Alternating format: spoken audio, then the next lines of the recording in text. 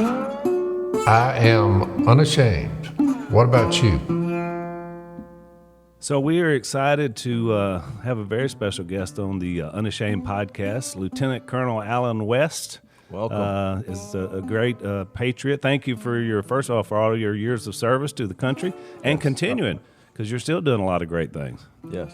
We continue to try to do good things for the country. And as someone told me, that the oath that I took on 31 July 1982, it doesn't have a statute of limitations. It's an oath for life. I love that. That's really good. So we're in a little bit different environment. Our Unashamed audience will notice, Alan, we've had, we were talking before we started rolling that we've had 2 hurricanes that came through Louisiana and another tropical storm, during teal season.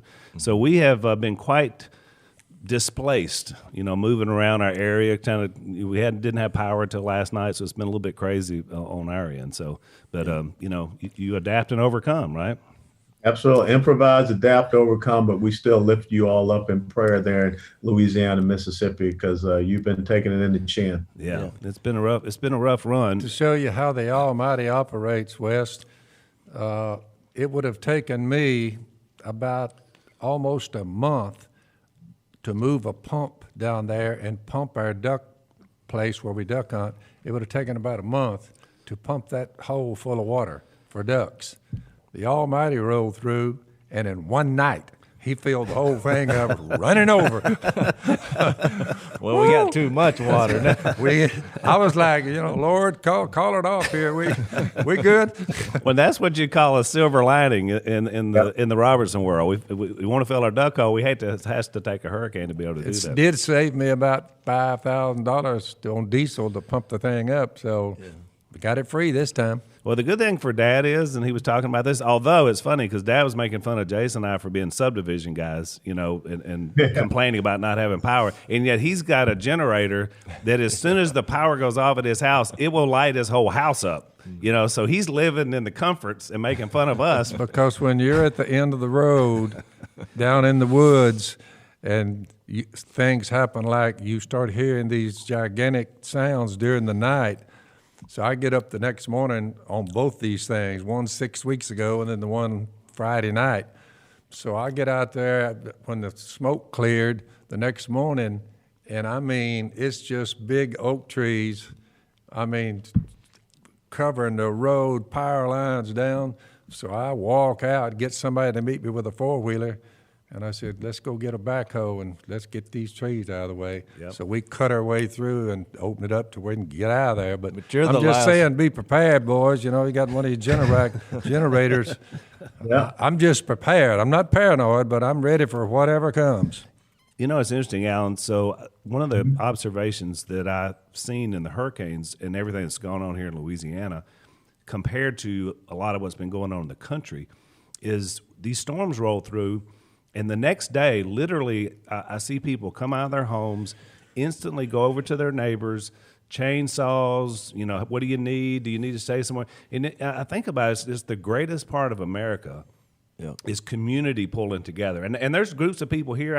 We jokingly say this is the redneck heaven because everybody's got a chainsaw and everybody's willing to cut a tree up. And so, but it is amazing to see people come together to be able to help each other versus some of the things we've seen where it's all destruction. It's like other people's property, whatever. Well, it's interesting that you bring that up because the comparative analysis is you look at our urban population centers, you look at the gang violence, you look at the drug violence, you look at all of the tearing down of statues and the destruction of property and things of that nature. What you all are talking about, that would never happen out there in the rural areas because, like you said, you come together, and it's all about the fundamental principles and values of the rural areas, and that's what we need to get inculcated back into those urban population centers. Look, I was born in 1961 in a blacks-only hospital in Atlanta, Georgia. I grew up in the same inner city neighborhood that produced Dr. Martin Luther King Jr. And once upon a time, we did have that sense of community. We did have that sense of, watching over each other and taking care of each other because we had that sense of pride. We had those fundamental principles and values that said that we wanted to be individually responsible and accountable That's exactly to right. ourselves and each other. But guess what happened? All of a sudden, the left comes in and they take away that sense of being a victor and they create victims. Yep. And so that is what has drawn this difference. Out there where you all are living in the rural parts of Louisiana and what have you, you're not about being a victim. Like your dad like Phil just said, he got out of his house. He went out there and found someone, and they got together and they start, sawing up those trees so they can open up the road. You didn't sit back there and say, "Who's going to come do it for me?" That's right. That's what rugged individualism is all about. But the left, the Democrat Party, that's taken it away from people. Yeah, they have. It really, it's a great point. It is, and you're right. By the way, so let me go on the record. You will never, ever, ever see me walking down the road inside a city limits of a town with a stick and a sign, whatever is written on it. I'm not getting in the street with a sign, West. I'm just not going to do it. I'm looking at them and I'm thinking, what in the world? I saw one the other day. It said, little girls, 25-year-old girls, we're going to hell and we're proud. I'm like, walk down a city street with a sign over your head that says, oh, I'm going to hell, but we're proud. I'm thinking, what in the world ever happened to the United States of America? It's a sad thing more than a mad thing. I'm looking at them and I'm like, man, give me a break. Well, again, Phil, when you look at the breakdown of the family, even though I was born in a blacks-only hospital in 1961, the two-parent household in the black community across the United States of America at that point was somewhere about 75 to 77%. I remember that. I remember it. Yeah. Today is 24%. Wow. And so when you start to break down the family structure, guess what happens? Everything else breaks down. The community breaks down. The church breaks down. That's right. Because you don't have that strong foundation of a mother and a father in the home raising up the children, as it says in Proverbs 22:6. When you train up a child in the way that they should go, when they grow old, they shall not depart from it. They certainly are not going to go out in the streets with a sign that says, we're all going to hell and I'm proud of it. My daddy and my mama would come down out of heaven and beat me still. if I was, you want to get that belt on your butt, just go ahead and say, I'm going to hell and I'm proud. I'm like, I still live in fear of Buck and Snooks West coming down out of heaven. I'm telling you. Because that's how they raised me. That's a great point, and we're still that way with Dad as well. Alan, he's we respect him, and he instilled that in us, and so it's really interesting because we get to do this podcast together now and do a lot of great Bible study and all that. But I mean, Jase and I and my brothers and now sister, we respect that, because they instill that in us. And you're right, and we're generational faith. We're generational independence. We all have our own businesses. I mean, all that is built out of what you said earlier. It's just that American ideal that for so long worked so well, and now you got people just wanting to turn it on its head and destroy it, really. Al, when the Apostle Paul was talking to that bunch of brains in Acts 17, he said, from one man God made every nation of men. He determined the time set for them, the exact places they should live. He did this so men might reach out and seek him, perhaps find him, though he's not far from any one of us. Now just think about it. We have the human race. We all came from Adam. Just look west at what they've done to that. This, what color you are with this, you're like, just nonsense. Just one race on planet Earth. It's called the human race. And you can get out of here alive. But that's the politics of division. That's when you get into the identity politics, and that's how you, as the old maxim goes, you divide and you conquer. And that's what we see happening even here in the United States of America. And that's one of the primal senses of socialist Marxism. Of course, is based upon pitting different classes against each other. Yep. But now taking it to the point where we're pitting different races and whatever we can find to separate people, we're pitting that against each other. But, you just brought up another great point because you talked about how you respect the authority of your dad. Mm. Now, imagine if you don't have that dad in the home. And then imagine if you don't foster that type of respect for authority. And so when we have broken down that respect for authority, because we've broken down that respect for family, the traditional nuclear family, then you don't have respect for teachers. And you see that in our schools. That's right. Then you don't have respect for our government institutions and authorities because we don't have people that are teaching that. Then you don't have respect for our law enforcement because you don't respect and regard anything out there because you basically just been told you can do whatever you wish and whatever you want. And so when people have said, when Barack Obama said back in 2008 that we're 5 days away from fundamentally transforming the United States of America, look at where we are now. So I've noticed the older I get, the more I hurt.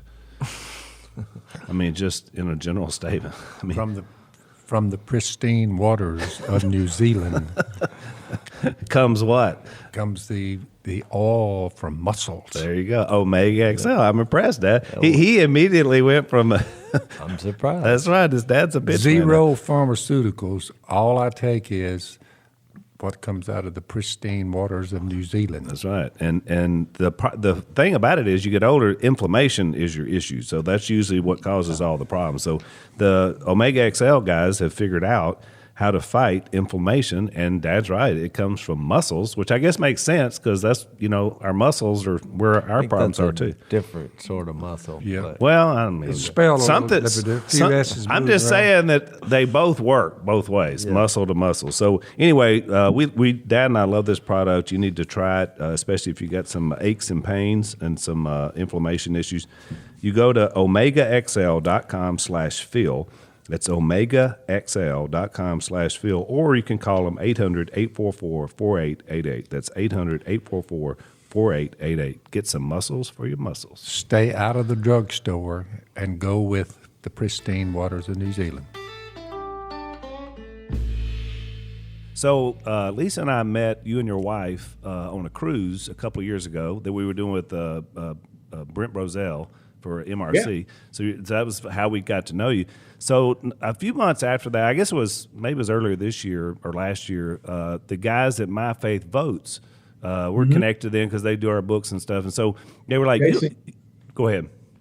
Jason Yates. Yeah, that's right. So he sent me an email. He said, you wouldn't happen to know Lieutenant Colonel Allen West, would you? Because we were talking with him maybe about being our national spokesman. And so I was just wondering if you guys had known him. I said, well, I just spent a week with him. He's one of the smartest, most articulate people I've ever met in my life. I said, I couldn't think of a better spokesman for My Faith Votes. So it's interesting. You didn't know that I said that about you, but I mean, I think that's true, and love that week we had with you. Tell our audience a little bit about My Faith Votes, because Dad has also been one of the faces for this thing as well in terms of what the purpose is for it.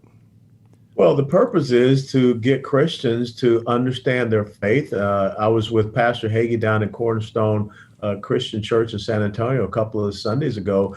He has a great line called vote the Bible, vote your values, vote your faith. Yep. And My Faith Votes is really out there trying to get the Christian community. 4 years ago, in 2016, the number somewhere between 25 and 30 million Christians did not vote. Wow. I mean, and when you have that sizable of a number, that has a trickle-down effect on the culture here in the United States of America. And so My Faith Votes is really focused on getting the Christian community informed, educated, and activated to be a part of the electoral process. Because if we don't, think about this, on the most sacred day in the Judeo-Christian faith heritage, that's Easter. That's the day that is all about our faith. That's Resurrection Day. Churches were closed. Yeah. But you could have gone to Home Depot. You could have gone to Walmart. The night before, you could have gone to a liquor store. If you live in certain states, you could have gone to a marijuana store. And so when Christians decide to sit it out, then you get the type of secular leadership that then will come back and say that churches are non-essential. Yeah. If there's anything that is essential for the United States of America, it's our Judeo-Christian faith heritage. And you look at California right now, where they still have churches that are locked up, shut, closed. You have a pastor out there with Grace Community Church, Pastor John McDonald, who is defying the orders of Governor Newsom. He's being threatened for going to jail. You think about Jack Phillips, the baker from Colorado who had to go before the Supreme Court because he just didn't want to, bake a cake for same-sex marriage because he said, that's against my faith. That's against my belief. That's against your very first liberty, your freedom of religion and the free exercise thereof. So if Christians, through my faith votes, if they don't understand their responsibility, not just to be subject to government, but to be subject to righteous government, right? That's the key thing. And so we got to start, going back to the basics. It says in Romans 12, chapter 1, that we're not supposed to conform to this world. We're supposed to transform this world. And we cannot transform it if we're not participating in that thing called an election. Oh, amen. Yeah, I put in my book, Jesus Politics, pay attention to the individual politicians and their platforms. Ask yourself before you vote, are they God-fearing? Do they give more than just lip service to the king? This whole thing about just God bless America, maybe for a long time, I said, you know what? I said, I notice I don't hear politicians ever saying, we love you. I said, I'm beginning to think maybe they don't. That's right. Trump comes along. I've met with him 3 times, short visits, but I did speak about spiritual matters. I pointed him to Jesus. I reminded him that we're all sinners. I said, Trump, you have sinned, haven't you? He said, oh, yeah. I said, well, the next problem you have is a 6-foot hole waiting on you. I said, we all go down in the grave, man. So that was my warm-up to point him to Jesus, saying, he removed your sin on the cross. He'll raise you from the dead, Trump. I said, you got a better story? He said, I do not. I'm like, well, you better move on it, is all I can tell you. I said, I hope you win the election. Well, he did, but I will say that he's pro-God, pro-Christianity, any way you want to slice it, and he's pro-Second Amendment. He's pro-duck hunting. I said, that's all I want. I'm not asking for the moon here, Alan. He's the most pro-life president that we have ever seen. That's correct. There's never been another president that showed up for the March for Life. Yeah. And so I think that the Christian community needs to understand is that, God had Cyrus, Nebuchadnezzar, and Xerxes, that he moved upon their heart to do things for his people. Yeah. And if Christians sitting back worried about someone that's perfect, I mean, let's remember that David, sent a man to the front lines, Uriah the Hittite, so that he could kill, so that he could get Bathsheba. And, Solomon, the wisest man that God ever blessed, he wasn't exactly the model of family values. I think he was about 300, 400 wives. So we don't need to think that we know better than God. We don't know who God is sending to intercede for his people in a time such as this. But not only that, the Apostle Paul going around persecuting Christians to their death, having them murdered, and he's the one that Jesus struck down on the road and said, hey, got a job for you to do. And so he got the Apostle Paul's attention on the road to Damascus, but he ended up writing most of the New Testament, a known murderer and persecutor and blasphemer. You're like, boy, God does work in this. That shit tells you, Alan. I mean, look, God's bent over backwards to save us, and we ought to pay attention to it. And to Alan's point, you think about it, in God's wisdom, he took a Hebrew of Hebrews, a Pharisee of Pharisees, to be the one to bring the primary to the Gentiles. Human wisdom would have never done that. I mean, we would have never said that was a good idea. And yet God knew what he was doing, when it comes to picking leaders, which is important. And we want to encourage all of our audience. We need every single vote, because one thing for sure, just like the last election, when you look at the alternative, then there is no alternative. I mean, what we're looking at is going off a cliff from my perspective. Do you agree with that, Alan? I mean, you see it as it seems like a tipping point again. It is. And what I tell people, I was elected as the chairman of the Republican Party of Texas on the 20th of July. And congratulations, by the way. The choice is very simple. Either you stand for the rule of law and law and order, or the rule of the mob and the chaos and the violence that you see out on our streets. And, the lack of safety about defunding the police. They're talking about taking away your ability to be able to defend yourself. I mean, the Second Amendment is your individual right. It's part of your Bill of Rights. And you have a person running for vice president on the Democrat side that has said she would use executive orders to take away the Second Amendment. That dog don't hunt. And you think about, they need victims. They don't want to economically empower people. They want to economically enslave them. And they want to turn the streets over to what has become a domestic terrorist insurgency. That's what right. Black Lives Matter are.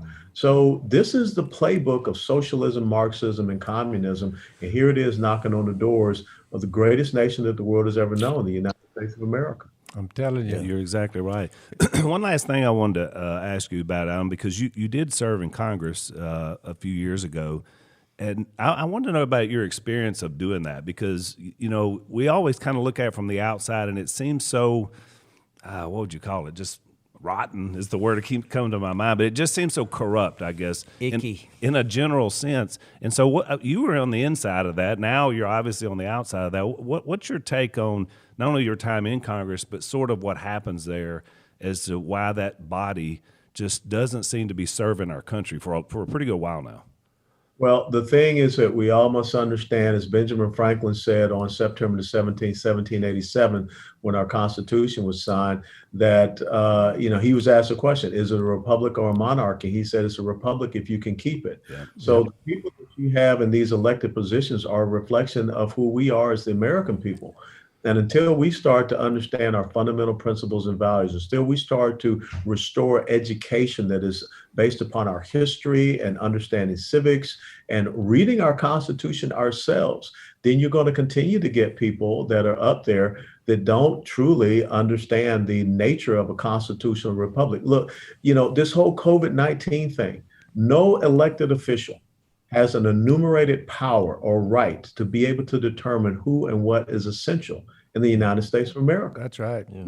Yet we had people that just rolled over and allowed it to happen. So guess what is occurring? You are transferring your individual sovereignty. And why do I say individual sovereignty? Because the rights of individuals come from the Creator God. The Creator God is sovereign in the United States of America, and therefore you are sovereign. But we're transferring our sovereign rights and our liberties and our freedoms over to these elected officials. That is and true. Acting upon their own self-interest and also special interests. So I think that what has to happen more than anything else, the American people got to re-engage. They have to be better informed, better educated, and then they can make the right decisions about the people that they send to Washington, D.C., or they send to the governor's mansions or state houses and state senates, all the way down to the city councils. So that's what has to happen. And I will tell you that it was an honor to serve in the United States Congress. I was just a simple soldier, and I took an oath to support and defend the Constitution. I did it in uniform. I continue to do it, but I got the opportunity to do it there in that institution. But not everyone understood that oath. And I think that that's why I really support getting more veterans into elected office. Yep. If you've taken an oath and you've been willing to lay down your life for that oath, it means something to you. Yeah, it's you a did great, a great thought. job. Well, I've been a big fan of yours for a long time. It's been interesting for me to see how God has, taken you through your different positions to serve and to help our country. So you definitely fit into the unashamed motif that the three of us love. So that's been really great. So My Faith Votes, if any of you want to check into that and see how you can help and get involved there, mainly got to get out and vote, and we got to vote godly. Those that can help the godly, that's what we want the most. Thank you so much, Alan. Be sure and give our best to your wife and family as well. Absolutely. God bless and God be with y'all. And make sure you get out and vote. Thank you. Thanks, Alan. man. So we understand about running a business. Duck Commander, of course, we were all part of the process that started, and now we all have several businesses that we run. One of the issues that small businesses run into is their HR, because you now in today's culture, because of lawsuits and government regulations and all this stuff, it forces you to have to deal with these issues. And so you have to hire a guy, or some have a whole department of people that you're paying a lot of money just to figure out you're in compliance with all these regulations. I'd love to see what they'd do about old Uncle Si. Because I had to work right beside him for years. He would be an HR nightmare. Human resource nightmare. So there's a company, Bambee, Bambee, that basically has online HR, which saves you from having to hire people to do that. They basically take care of everything that you need. It's month to month, no hidden fees. You cancel anytime. So you can get a free audit if you go check these guys out, Bambee.com, BAMBEE.com/Robertson. Get your free audit. Get your HR problems taken care of. That's bamtotheb.com/Robertson. So that was an interesting conversation with Alan West. I was getting lathered up. You know, I mean, that guy. Why is it that I feel like every guest we have on the podcast is way smarter than all three of us put together? Well, because they are. He was pushing my buttons because I've always said this. I'm not a big political guy because of what you said when you asked him. You know, it just comes across as a little dirty, you know, to be a politician, and I just don't like that, right? Because I don't know who's real and who's not. Now, are you just saying this because you want me to vote for you, and are you believing this because that's your party? And so I vote on a godly basis. I look at the principles that are in this Bible, and whoever has the most qualities, that's where I'm voting. Sometimes the fruit of the Spirit, love, joy, peace, patience, kindness, goodness, faithfulness, gentleness, self-control. Sometimes that's a little slow in coming from the politicians in America. Well, you really have to use a sifter. Yeah. And you say, boy, we're running out of good men around here. And like he said, I think it's the core of the people, because he talked about how he was brought up. He talked about his parents in heaven coming down to whack him around if he went off the path. He was in. When he said that, though, I got to thinking about this. When I was a kid, I'm pretty sure I got a spanking not only from both parents, both grandparents, various aunts and uncles, and probably even me somewhere down. It's the not line. even stop, and teachers and principals at my schools. I mean, I'm like, man, I was a terrible kid. But I look back on it and I thought, you know what? I needed my butt tore up. And I liked it that the principal came in there and said, one of the worst spankings I got at a school is because he put me in charge. He said, we're not going to have a substitute. And this is in PE. And he said, here's what I want y'all to do while I'm going to be gone tomorrow. And he put me in charge. He said, we're going to run track. I was like, got it. Great. So when he wasn't there, I gathered up. This guy's put me in charge. And I was like, if no one says anything, we're going to play basketball. Because I don't want to run track. That's the dumbest thing ever. If we stick together, does everybody agree we're going to stick together? The whole class said, we're sticking together. All guys. So we play basketball. I know where this is going. The next day, he walked in and said, everybody up against the wall. And I thought, this joker's fixing to spank us. In school, back then, you could do it. And 3 licks, everybody. And he looked at me and said, I'm disappointed in you. Disobeyed instructions. So what did I do? Say, boy, yeah, we should have done right. No, I thought, who is the snitch? Because we're fixed to whoop him. Hey, that's what you do when you're in prison. Smell a rat. Yeah, so I'm confessing my sins here in front of everyone. Well, and I don't know about that one, because I don't know, how old were you then? Do you remember?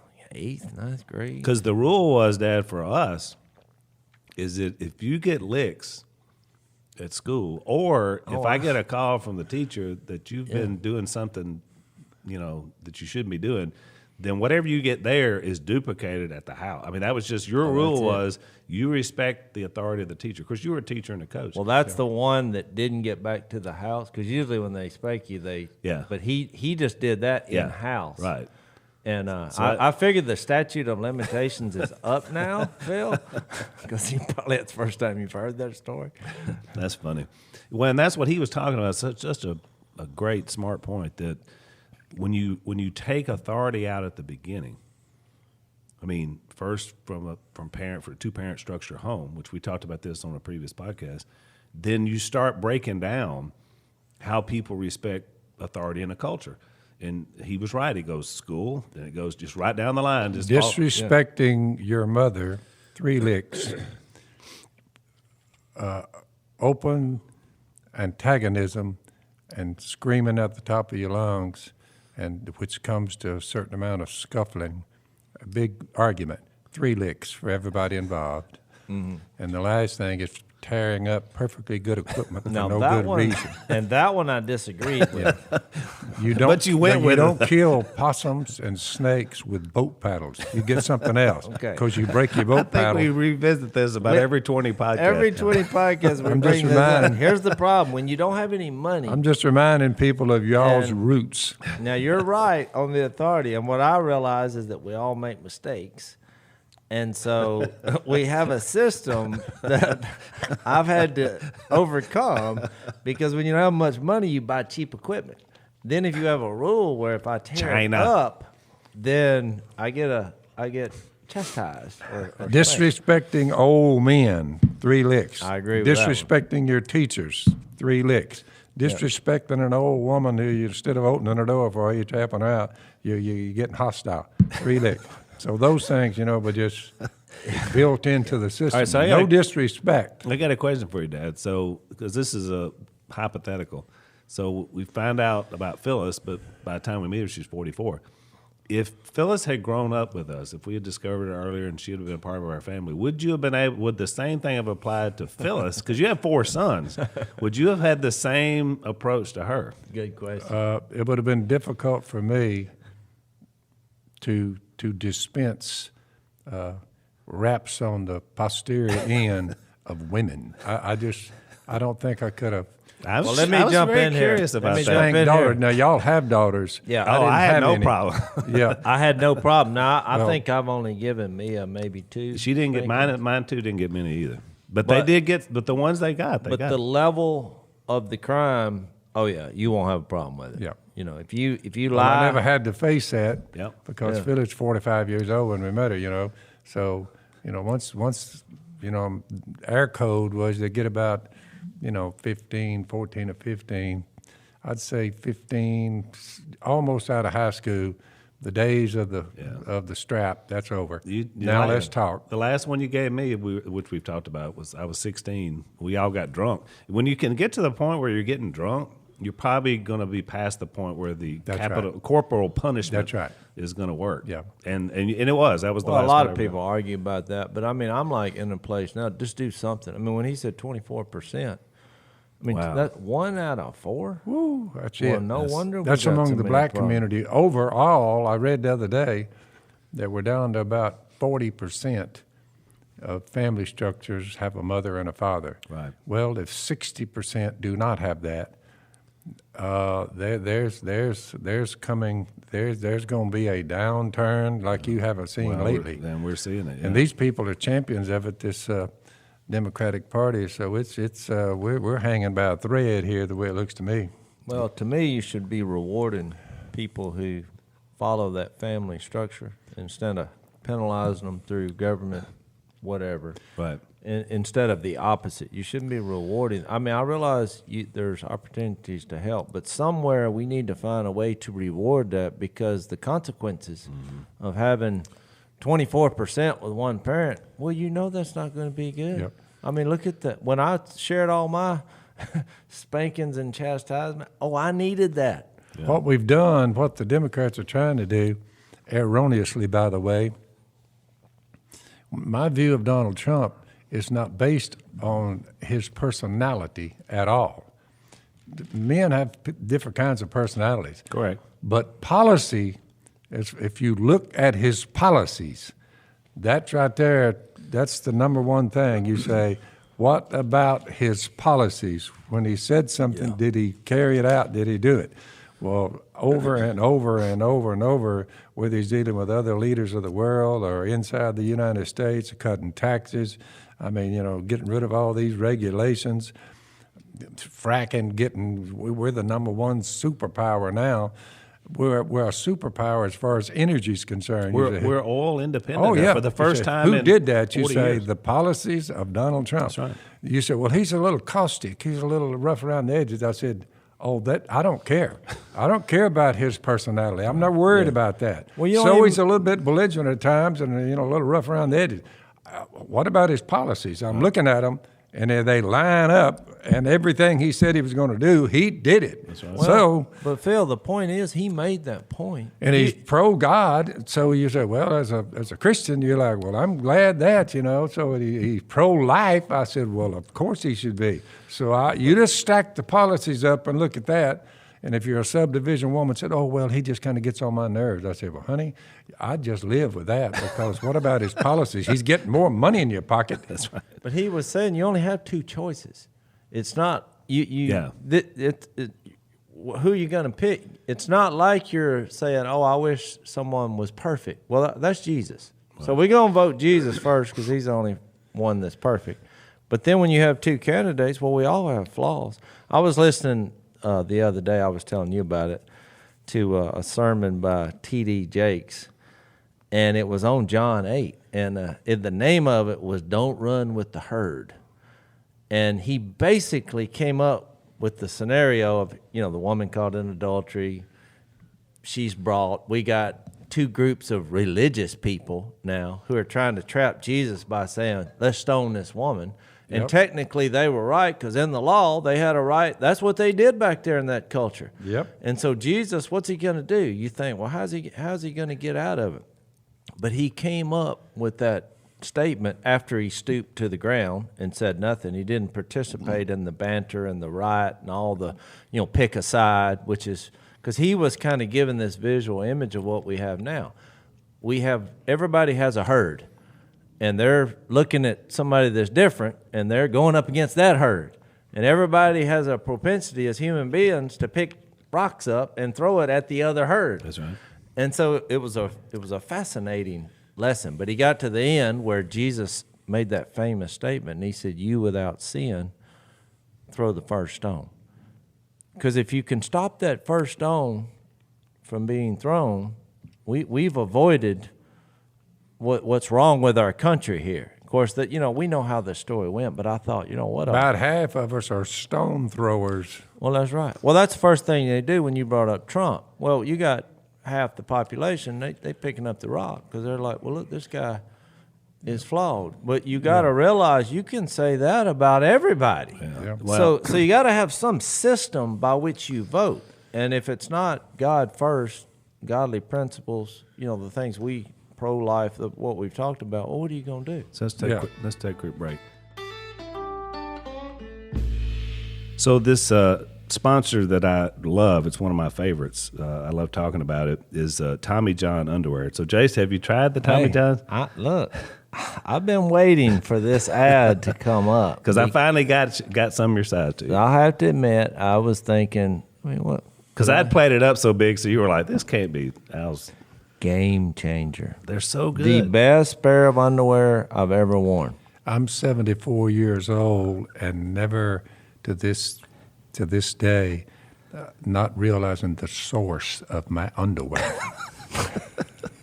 They just show up in a drawer, right? They're just in a drawer, and I don't know where they came from. You need to write a note to Miss K, because I'm telling you. Or the underwear fairy, whoever it is. Now, I probably hadn't had the greatest grade of underwear throughout my life, but these were the best underwear that I've ever put on. Because they don't ride down and Run, they don't jump, ride up. tear, whatever you want to do. So they have basically what they call the no wedgie guarantee, because they don't ride down, they don't ride up. That's what I love so much about them. So especially if you're active. So here's how you get them. I'm telling you need to try them. TommyJohn.com/Phil, and you're going to save 15% on your first order, which is awesome. So it's TommyJohn.com/Phil. Try the Tommy Johns. Let us know what you think. You ever sinned? Say, well, Donald Trump, he come out of a rough background. I mean, sinful behavior. I'm like, I did too. And you look around, you say, well, who's without sin? So how many times do you forgive somebody? 7? Well, Jesus said 70 times 7. That's why I said personality. That's the least of my worries. Well, and I think the Supreme Court is the perfect example. I mean, you look at the opportunity, and it was amazing that one president got 3 opportunities in his 4 years to put 3 justices to nominate them onto the court. But look at where we were in decisions by the Supreme Court for the last few decades, because you're getting more and more that they're getting away from the Constitution. Now Trump has the opportunity to put 3 traditional constitutional justices on the Supreme Court, and these are lifetime appointments. So you're talking about now for the next, and all these other courts. I mean, think about that. That's going to shape our country for the next 30, 40 years. And that comes under the heading of what are his policies. That's right. Don't worry about his personality. Get to the policies.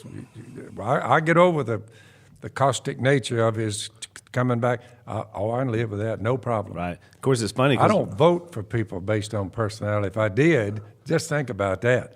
I mean, we got Joe Biden the other day saying, you get out there and vote, because I'm running for the Senate of the United States of America. Look, that's a week ago. The man's running for president and got confused and said, no, I'm running for the Senate. I'm like, well, it is kind of funny. I said, Joe.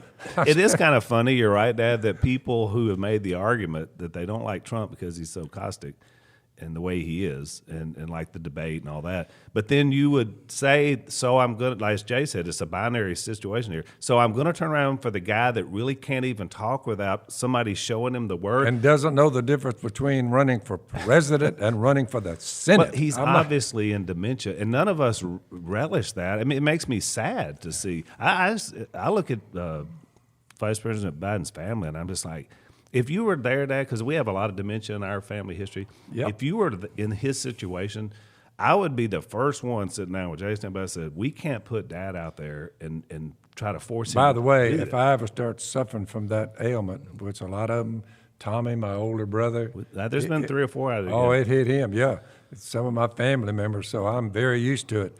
I want you boys to remember something. When I start showing the signs of dementia, now I know I'm a little caustic myself at times, but I don't mind when y'all tell me. Said, Dad, let me fill you in on some details here. The beginning stages of dementia is upon you. I'm like, I got you. Learn to live with it. Don't stick me in some home somewhere. Put me in a little cabin down there on the river. I'll be all right. Trust me, I'm sure I'll be nominated to be the spokesperson. You're going to be our spokesperson, Joe. Trust me now. I will never argue with you about it. What are you doing about it? No, I'm going to say, well, that's my point. Like, it's up to generations to not put your parents or your children in situations where they'll fail.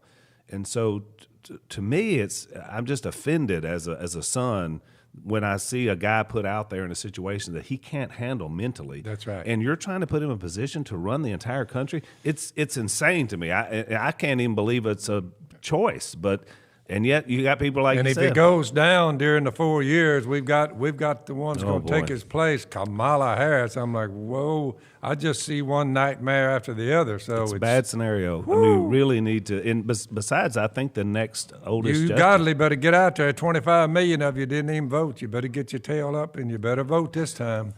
And look, forget personality, vote policy. That's a good. There you go. You should be on My Faith. You could have been the national spokesperson for My Faith votes. No, they'd have got mad. Somebody got fired up. I'd have stuck my foot in my mouth one more time. Too much. Hey. Well, you're too preachy for most people. But that, to be honest, the purpose of the podcast is to his greater point, Alan West's greater point, that we have to somehow change the whole culture. We got to, by getting Jesus back into the whole culture. Well, when he said that about, which I hadn't thought about it, when they started deeming what was essential, well, the most essential thing that you have on the planet is getting off of it. That's right. Yeah. And there's no other way outside of Jesus. So he made up a good point, because I was just looking at the trees and I missed the forest when they're like, oh, you can't sing. In California, they were like, you can't sing in church, and because we don't want to give somebody the coronavirus, even though you have a mask. Or when you go to pray, we got to do it one at a time at the the But then you can go down. You take communion because somebody might. Some guy asked me the other day. You can go to Home Depot and buy everything. You're store. bumping into people. Some guy asked me the other day, said, have you ever thought about running for president? I said, let me see now. I'm a C-plus man who points people to Jesus. With those two accolades and with that kind of acumen, a C-plus man, and you're hollering about Jesus, I said, boy, I'm asking for a lot of trouble here if I went down that road. Woo! Well, after seeing the treatment of Trump and his family in these last 4 years, I wonder why anybody would want to run for president. I mean, I admire these people because I'm like, you talk about white hot every moment of your life. Well, that's probably true on both sides. I mean, no matter who you are, if you're just going to be attacked. But it's not much different from following Jesus in an unashamed manner. I mean, I did an event last night. I think they were shocked when I brought up Jesus because I was introduced as the one who was going to provide the entertainment. But I thought to myself, I'm also going to give you a way off the planet.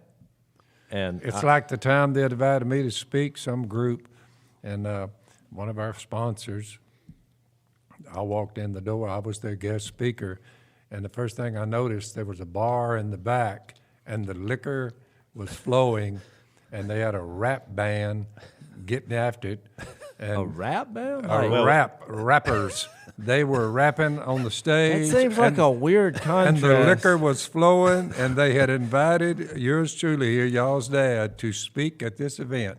Well, when I got up there, I was there. Your mother told me later, she said, I have never seen a party die out that fast. She said, you single-handedly, people were hiding their bottles. The rap band left. I thought, well, they asked me to speak. And now let's back up here. So somebody asked you to come speak, and they thought it was a good idea to have a rap band open for you? Let's take a quick break.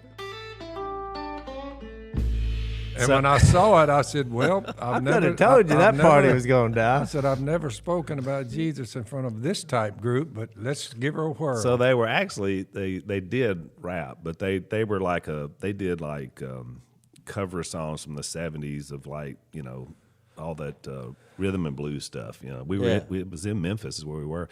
But Dad's right.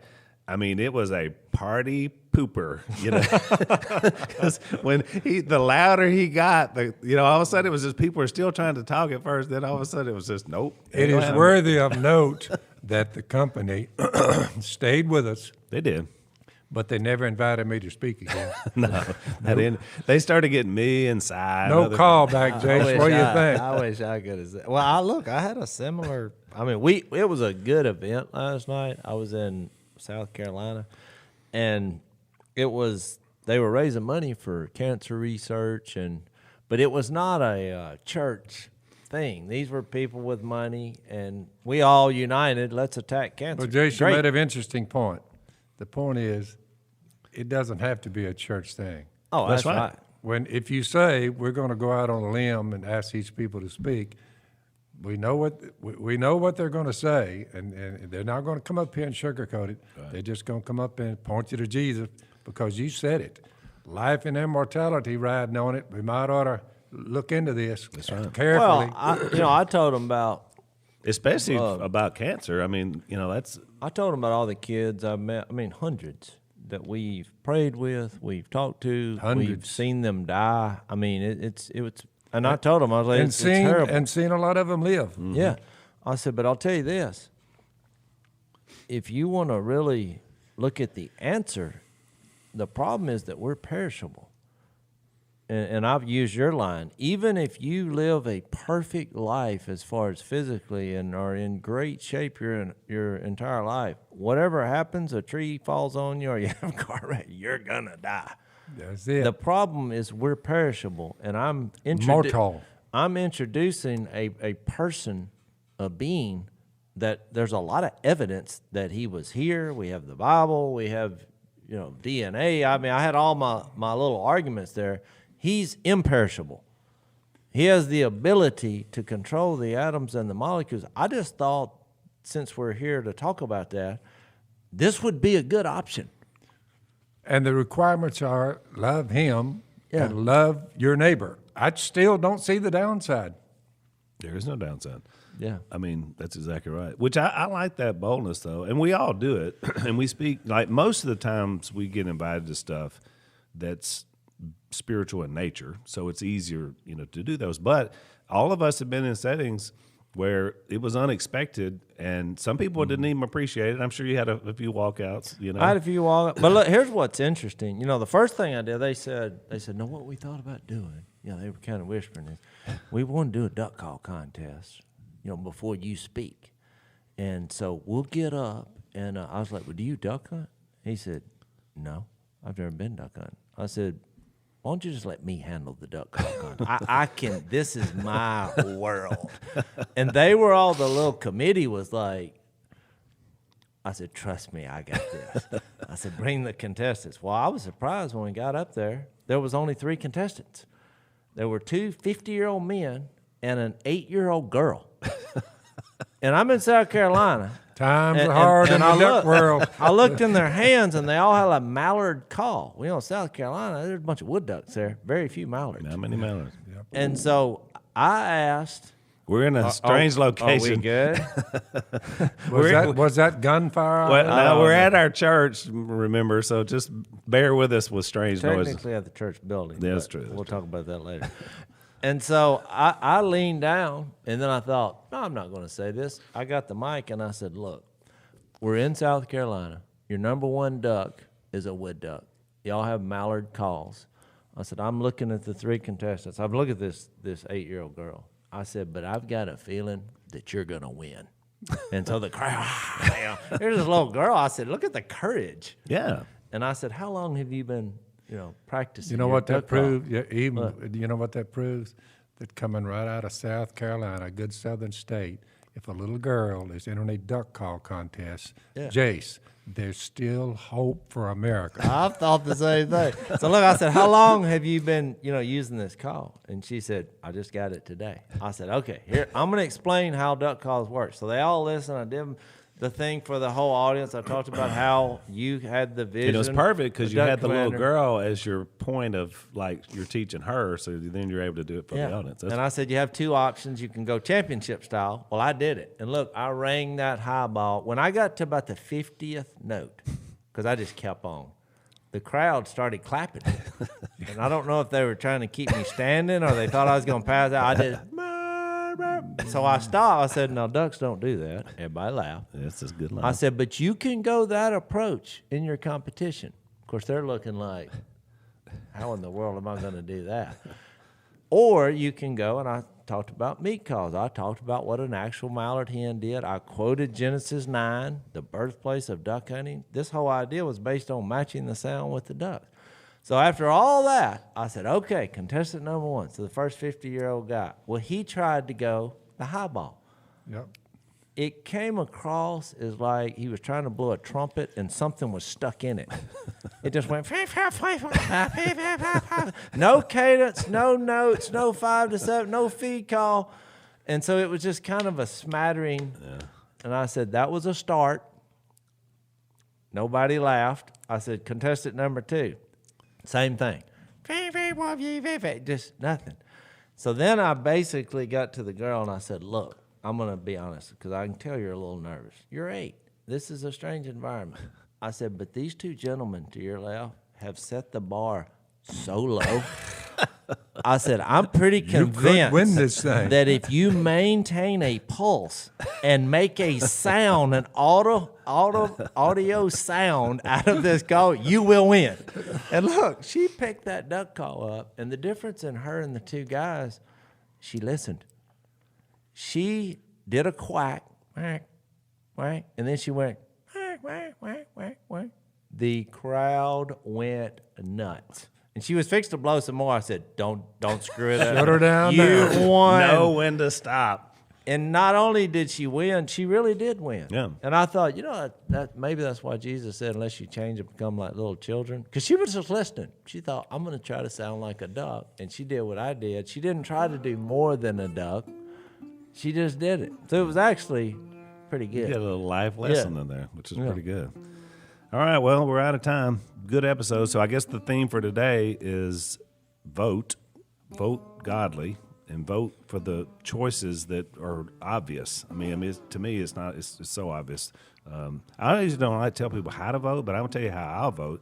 I'll vote for Trump without a doubt. because of his record and his policy and what he's done. And I Me think too. it's better for the country. So It's a anyway, no-brainer. Make you a list. Here's the godly principles that are represented on both sides, and then vote accordingly. there you go. Good advice. Thanks for listening to the Unashamed podcast. Help us out by rating us on iTunes. And don't miss an episode by subscribing on YouTube, and be sure to click that little bell to get notified about new episodes. And for even more content that you won't get anywhere else, subscribe to Blaze TV at blazetv.com/unashamed.